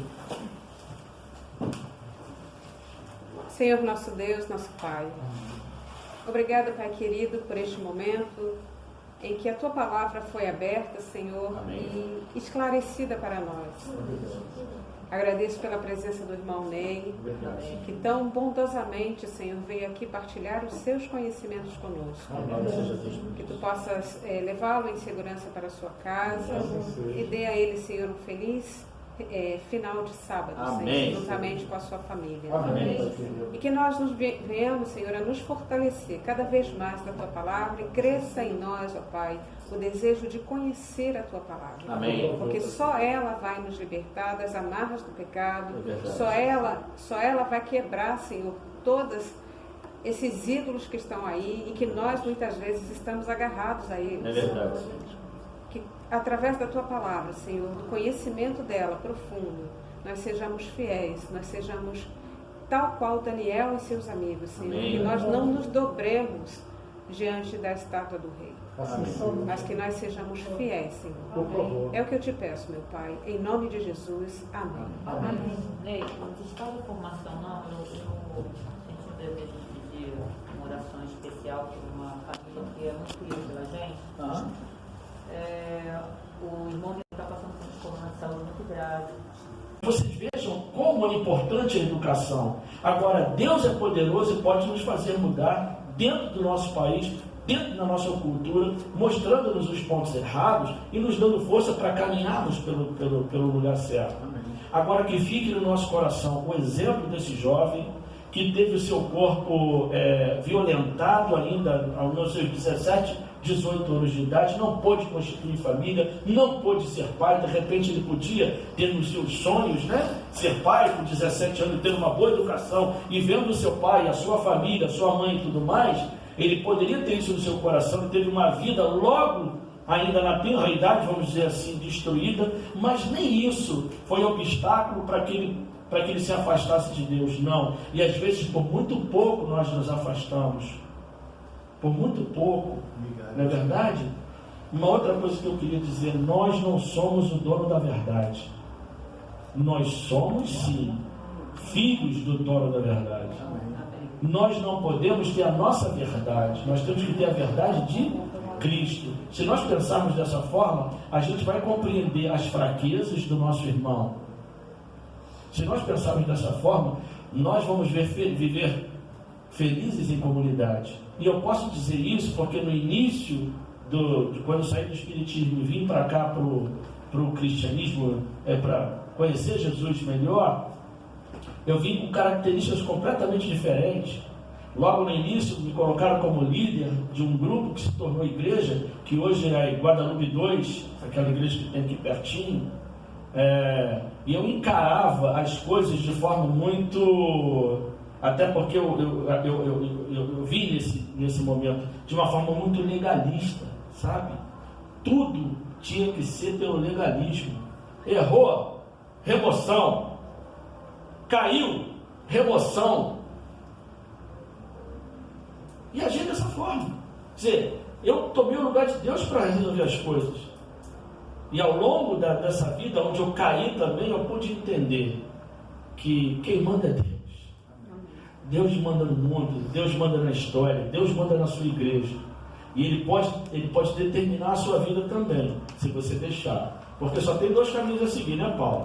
O caminho da vida e da salvação, ou o caminho da morte e da perdição. Falando nisso aí, você definiu, até eu ia falar antes, quando você falou que nós não devemos apontar o pecado de ninguém. O pastor Rodrigo Silva pregou na Igreja Central, e ele, uma coisa que eu achei também de destaque ali, ele falou assim: irmãos, nós não podemos falar de irmão nenhum, nós estamos no mesmo barco.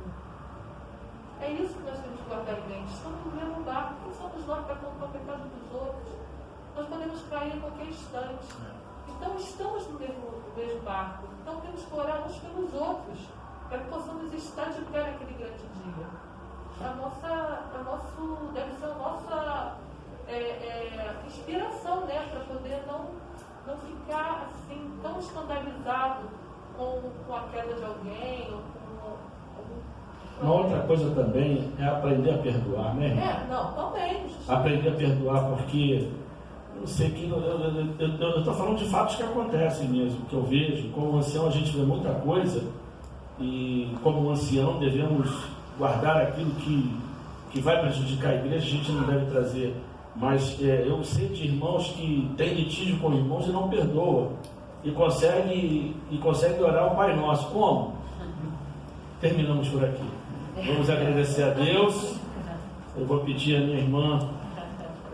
Agora eu já confundi as irmãs. Agora já o seu nome. Você é a Marileide. Marileide. Solange. Marileide e Solange. São completamente diferentes da televisão. Eu vi as atrizes aqui ao vivo. Eu achei que uma era Grandona e Fontana e são iguaizinhas. Meu Deus. Pedir a irmã que faça a oração no final. Se quiser tirar a máscara para que todo mundo possa ouvir. Senhor nosso Deus, nosso Pai, obrigado, Pai querido, por este momento em que a Tua palavra foi aberta, Senhor, e esclarecida para nós. Agradeço pela presença do irmão Ney, que tão bondosamente, Senhor, veio aqui partilhar os seus conhecimentos conosco. Que Tu possas levá-lo em segurança para a sua casa e dê a ele, Senhor, um feliz final de sábado, Senhor, juntamente com a sua família. E que nós venhamos, Senhor, a nos fortalecer cada vez mais da Tua palavra e cresça em nós, ó Pai, o desejo de conhecer a Tua palavra.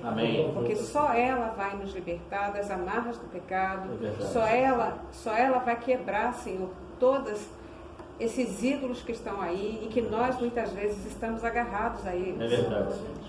Que através da Tua palavra, Senhor, do conhecimento dela profundo, nós sejamos fiéis, nós sejamos tal qual Daniel e seus amigos, Senhor, que nós não nos dobremos diante da estátua do rei, mas que nós sejamos fiéis, Senhor. É o que eu te peço, meu Pai, em nome de Jesus. Amém. Ney, não desfaz a formação, não. Eu senti o desejo de pedir uma oração especial por uma família que é muito querida pela gente.